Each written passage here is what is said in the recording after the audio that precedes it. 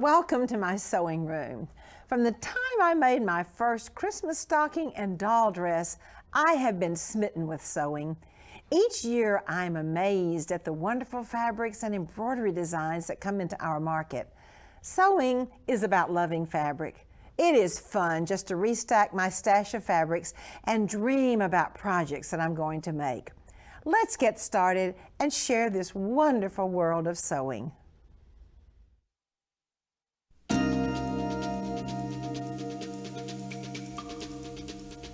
I love making beautiful clothes for women, which are stylish and extremely easy to make. And I bet some of you like those two categories also. This suit falls into that category. It is wonderfully easy to make. Both the skirt and the jacket are primarily constructed with a serger. There is a fun technique for putting the casing and getting the elastic in the waistband in a very easy way. And I love to call this skirt the serger skirt. How much fun.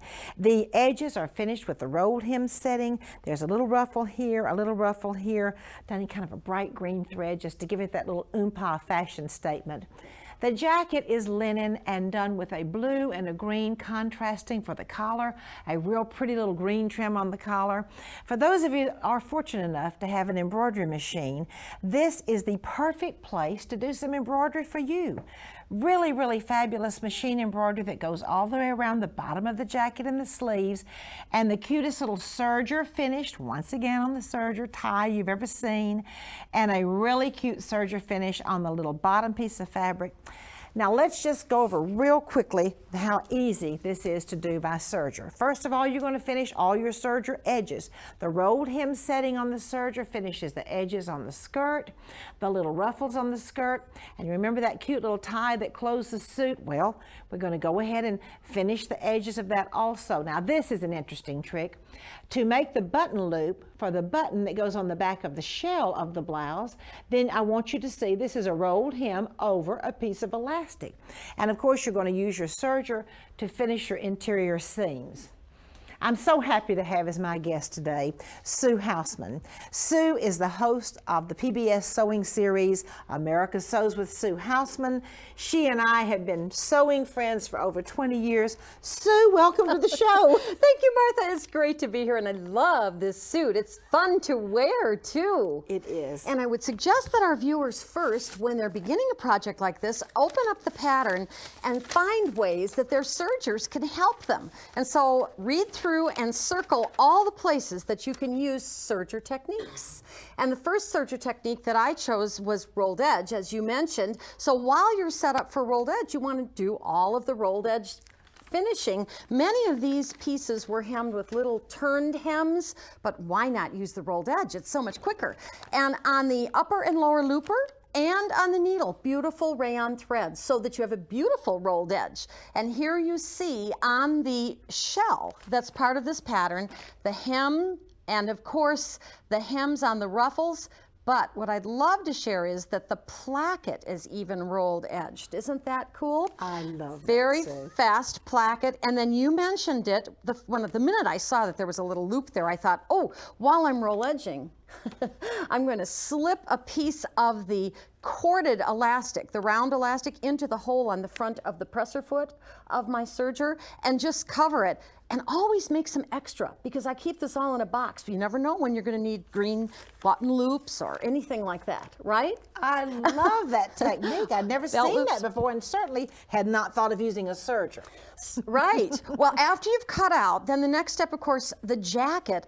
I love to underline the jacket pieces with a fusible tricot interfacing, because I feel this gives them a much stiffer hand to be a jacket, but better yet, it keeps the linen from wrinkling.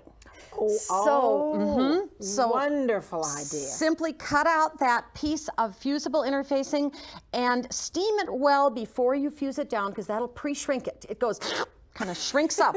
And then once you've shrunk it up, just press it in place. Then the neck keeps the linen from wrinkling. It really helps. It doesn't keep it totally, but it really helps. It really helps. The next step then would be to take all of your pieces, and this is actually my jacket front, and serge around them with your 4-thread stitch. And that would keep those edges from fraying and finishing them inside the jacket.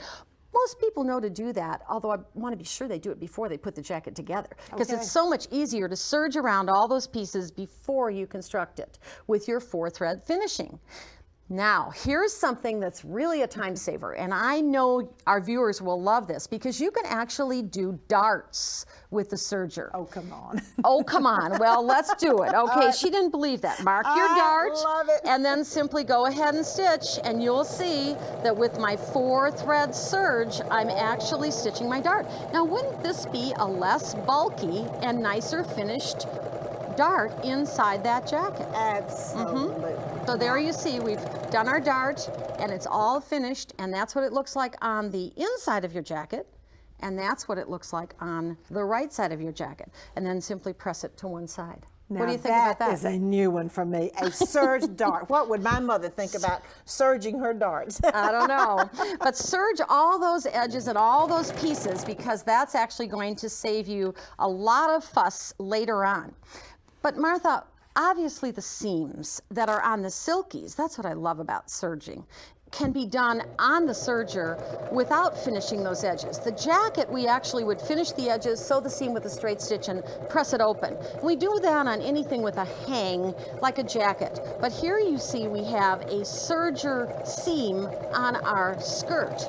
Now, I've actually selected a lightweight woven on this serger. If you don't have a way to do that, my suggestion is that you shorten your stitch length slightly and that you set your differential feed to about 0.8, because that's going to give you a much better feed. It'll prevent any puckering that you might get on a very lightweight fabric like this. But take a look at that beautiful seam. Beautiful Just flat press seam. it to one side. Just press it to one side and you're done. So as you're seaming, you have 4-thread serging to save you lots and lots of time. So that makes it very, very easy.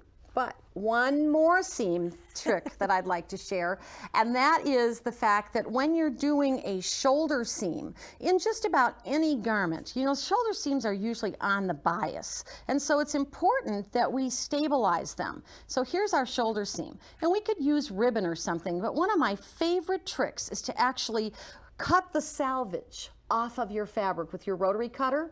You know, the Okay, selvage is the okay. stiff edge with the holes, and you can see that that will not stretch. And so, again, I throw this in a box, right?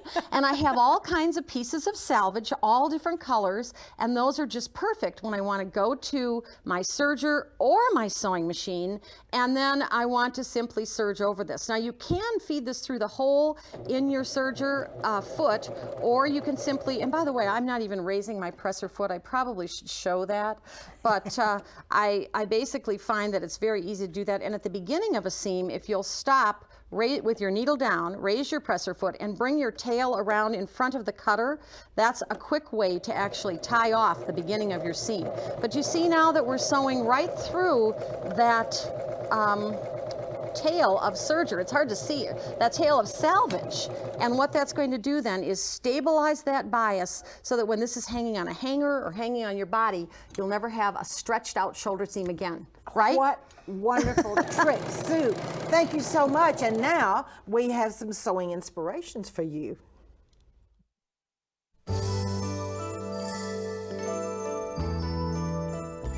Sue, show us this inspirational waistband technique. Well, Martha, I would tell you that this is the fastest way to do a casing.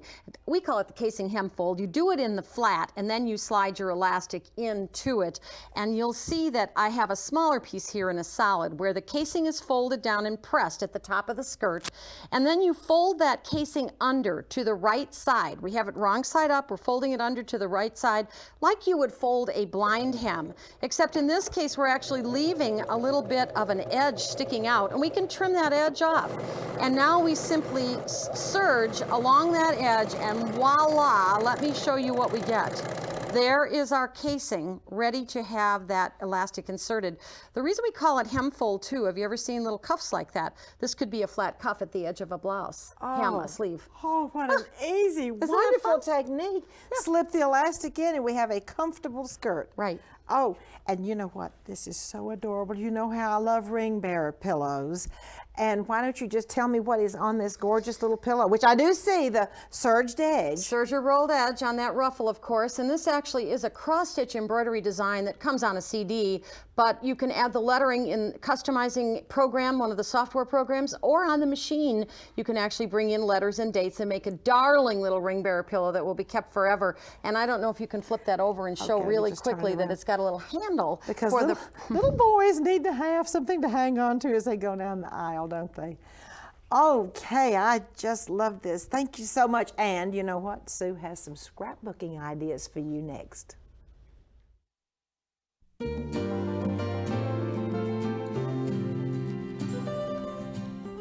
Sue, show us these wonderful scrapbooking things you have for us. Well, Martha, first I want to mention that I thought scrapbook was kind of a contemporary term, but I found this little book in an antique store, a scrapbook actually of poetry and stories. So scrapbook has been around for a while, but today we think of it more for pictures. And you can see here that we have pictures and journaling. Journaling is, of course, the writing that tells the story in scrapbooking.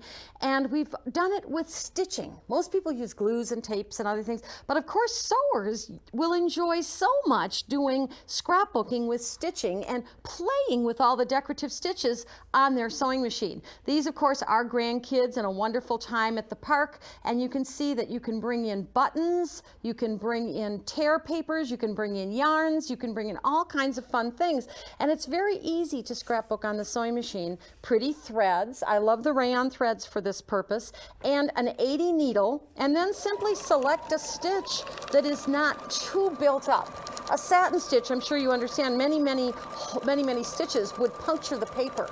Use a quality scrapbooking paper. This is 80-pound scrapbooking paper, and you can see that very successfully you can stitch right on that paper. You can journal with the lettering and the alphabets in your machine right on the paper, and then you can snip it up and you can stitch it down to the scrapbooking pages. I love what you're doing here. And to me, the whole concept of using our machines that embroider for scrapbooking is just so much fun. Now, let me ask you, did you zigzag some of your pictures down over there? I did, and one of the things too, always do a facing page so that when you open the scrapbook, it's going to look beautiful, that you see the two pages facing. But I actually, in this case, used a little blanket stitch to put the picture down. You'll want to be sure to mat your pictures because it brings it out, and mat it in a color that makes the picture itself stand out. Try to choose pictures and backgrounds and papers that go together color-wise. That makes it so easy. And look at your yarns. Did you kind of just sew them down? Well, you can sew them down. You can simply throw them down, because when you put this into your plastic protector of your scrapbook, that type of thing will be held in place and will have a little bit of dimension to it. But I can also put those down with my braiding feet and stitch them down with a zigzag stitch. It's just fun to play. I just think this is such an exciting new concept, using our embroidery machines and actually our sewing machines for scrapbooking. How easy is it to zigzag a picture down on a piece of cardboard? And the kids love it. The children do really well at this. So get the kids involved with the stitching process because they just love it. Well, my grandchildren love to sew and they love scrapbooking, so this is the perfect combination for them. Sue, thank you so very much. I've loved having you here today. And now we have some machine embroidery techniques for you.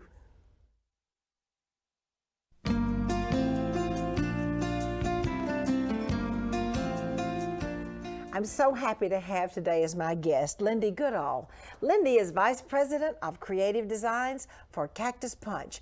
Lindee, welcome to the show. Thank you, Martha. It's great to be here. I am so excited about what you're going to share with us on sewing or embroidering on knits. I'm just going to let you take it over. Well, thank you, Martha. We love to embroider on knits, but knits can be tricky. We have knits that range from my sweater, which is a lightweight knit, but it's loosely knit.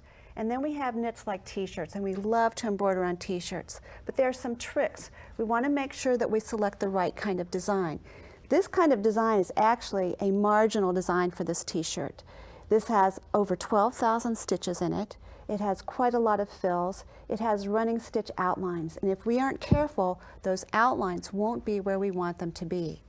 You mean marginal, meaning maybe a little bit too heavily embroidered. Yes. Okay. It's okay. not the best choice, but it was cute and it went with the rest of my outfit. And that's a little purchased t-shirt and purchased jeans. Yes, it is. And I Which- added oh, this it's little precious. insertion down here to lengthen the jeans, and the frogs came from one collection, and this frog came from yet another one. You know what? That's a great idea for lengthening jeans. Yes, it Is to is. put a little machine embroidery, because I know our grandchildren, it seems like they get too short before they actually get too small. All right, show us how you do this. Alrighty. I'm going to set this one aside. And first we're going to talk about stabilizer. The recommended stabilizer for knits is cutaway. And most of us think of cutaway as being this heavy, thick stuff. And we don't really want that kind of weight behind a t-shirt. It's just going to look like a billboard back there. So the other problem we have is if we hoop a knit, we want to make sure that it's neutral in the hoop. We don't want it stretched, we don't want it floppy or sloppy, but we want it neutral. Now, if the fabric is not applied to your stabilizer, it's not fused anyway, when it starts sewing, the knit can shift, and you get this rippling going on. So fusible is the word if you're working Fusible on is the knits. word. Ah. So what I like to do is use this very lightweight fusible cutaway.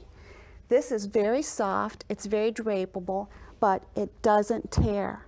So it's going to stand up to a lot of needle penetrations. And when you fuse it into your t-shirt, which I've already done here, it leaves it very soft. And I bet that's what, especially the little grandchildren wearing, or the little children, they don't want anything stiff behind there. That's exactly true. Okay, you fuse it first, and then? Then I put in a piece of tearaway. And what the tearaway does is it adds a little body back there to keep it from pulling into the bobbin area.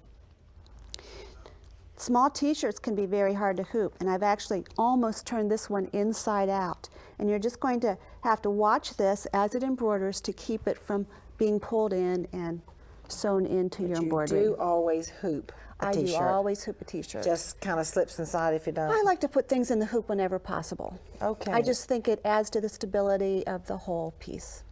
Well, Lindee, those are wonderful tricks, and I will tell you that, you know, the children and the grandchildren adore doing the machine embroidery, but we have to do a little of the preparation. That's right, we Lindee, do. thank you so much for these tricks. And now we have a beautiful heirloom quilting square for you.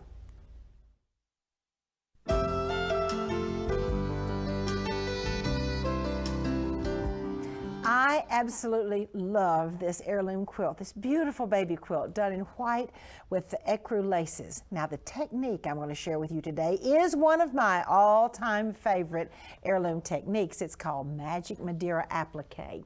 The quilt square we're going to be working with today is this beautiful one right here with the white background, and then as you can see there's an ecru piece that is scalloped on both sides. And this is the most wonderful little trick you've ever seen. It's very easy. This is the Madeira applique piece on the white square. Now let me just share with you how easy it is. This is called Magic Madeira. First of all, I take the piece, that center piece, and trace the design on one side only. You can see there's nothing traced over here. Then I'm going to fold it in half, and I'm going to stitch both sides with a water-soluble basting thread. In other words, when it is wet, it's going to go away, but I stitch along both of these lines. Now the next step is to come in and clip. After I've stitched with the water-soluble basting thread, I will clip, leaving just a little bit of a seam allowance there. And then I'm going to clip along the curves. Anytime we're going to turn something right side out like this, we're going to just clip along the curves and make a little point on the points, okay? The next step is to turn this right side out. So let me turn it right side out, and then I'm going to push the little points up, turn it really, really pretty, and I probably won't get this turned just perfectly right now, but I've got another piece already ready for you.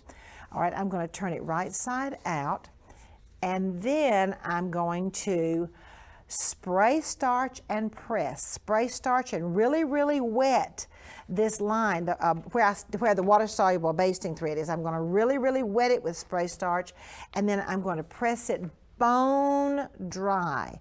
I mean bone dry, and it's going to have a lot of spray starch, and then here comes the magic. This is why I call it Madeira magic. After I've spray starched it, wet it, pressed it bone dry, look what happens.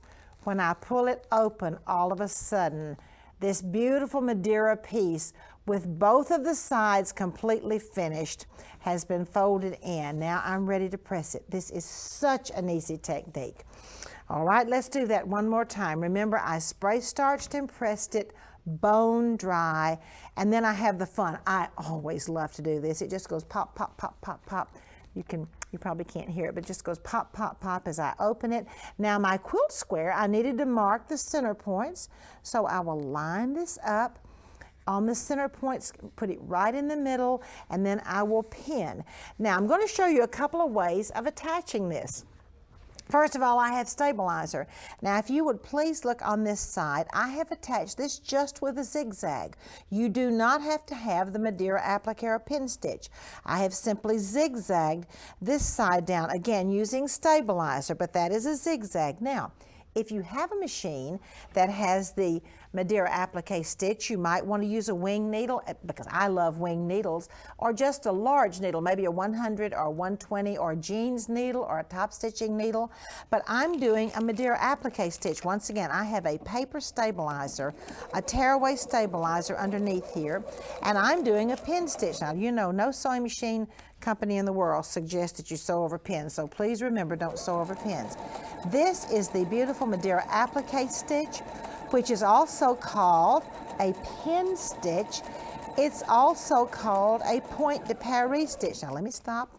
Let me, I can actually put my needle in needle down position there. I pull the pin out again.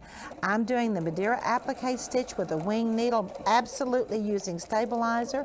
And when I get ready to come up into the point, I will be sure that my swing is on the outside, and then I will turn. And this is one of the most beautiful ways of attaching a piece of Madeira with the actual Madeira applique stitch. If you have one on your sewing machine, but don't forget, you really can just use a zigzag. And that is all there is to the wonderful technique, the Magic Madeira. The key is to have the wash away basting thread. And next, I have something really special to share with you, an antique blouse from my collection.